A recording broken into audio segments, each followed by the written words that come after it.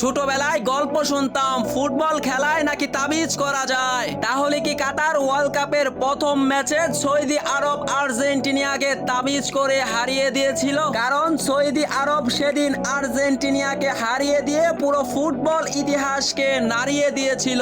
কিন্তু সেদিন আপনি পুরো ম্যাচটি যদি দেখে থাকেন তাহলে আমার মতোই আপনি হয়তো বলবেন সেদিন সৌদি আরব আর্জেন্টিনার ম্যাচে সৌদি আরব তাবিজ করেছিল।